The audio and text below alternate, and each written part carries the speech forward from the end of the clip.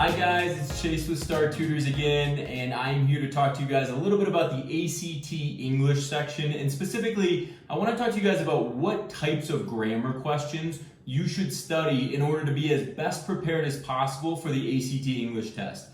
So when you start the English section, this is not going to be a video, an informational video to show you how to do each of these concepts, but it really is just to give you an opportunity to see which concepts you should review and which ones you should study.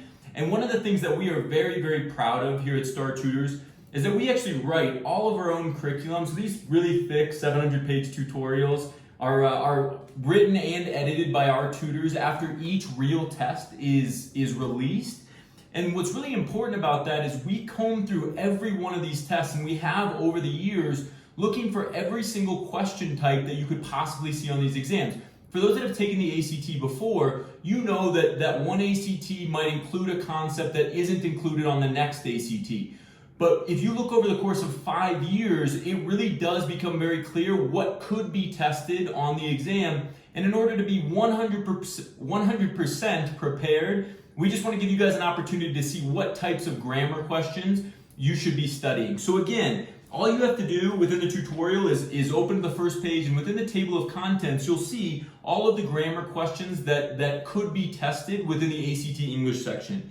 So those grammar concepts include verb tense, subject-verb agreement, pronouns, parallelism, which involves parallel sentence structure, punctuation, fragments, run-ons. And for those that are thinking to themselves, man, this seems like elementary grammar, it really is. So the point of the English section is if you memorize all of the concepts that I've already mentioned and the ones that I will mention here in just a second, you really can do get a very, very high score on the ACT English section with just really putting in the hard work and preparing beforehand. So again, starting with run-ons, then we have what we call misplaced words, which deal with modifying phrases, appositive phrases for those that are very familiar with AP English, or if you guys are taking one of those very, very difficult classes.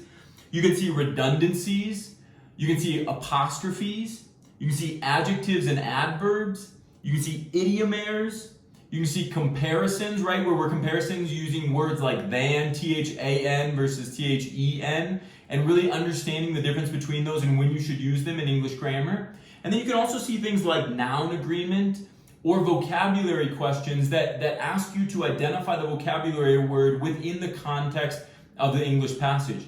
So if you guys can believe it, those concepts, those 15 or so concepts, are really the only ones tested on the ACT English section from a grammar perspective.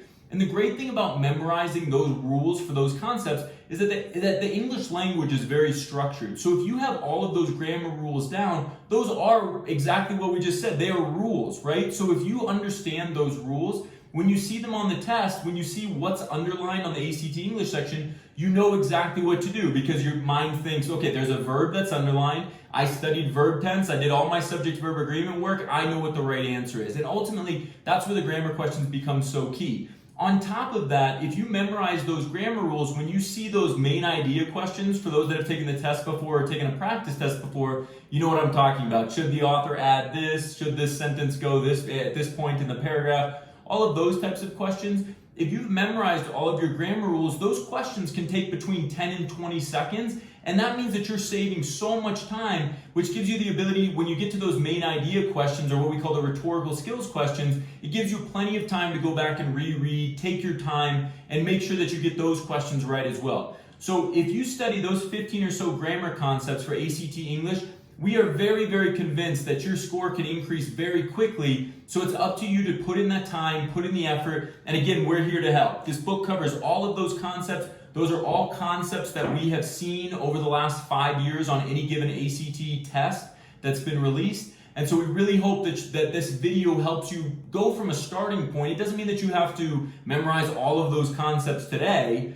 But if you set a goal to memorize maybe one per week, you'll be amazed at how much you can learn or how much you can review over the course of the next, let's say, 2 months before your next exam. And that will give you the ability to crush the ACT English section on your next test. So guys, I hope this video has been helpful. If you guys have any questions for us, please let us know in the comments section. In addition to the book, Okay, all of the content from this book can also be found on our Star U tutoring app. It's free to download. All of the concepts that we just talked about are there on the app, so we highly, highly encourage you guys to download that. You can access it from your phone, from a tablet, from a desktop, and that really gives you the ability to be very flexible with how you study. Most students don't really want to carry around the 700-page book, and if that happens to be you, you can always download the app and do these same practice problems on your phone. So we hope this helps, guys. We hope if you have any questions, again, please let us know in the comment section. We hope you do really well on your next test, and we will talk to you soon.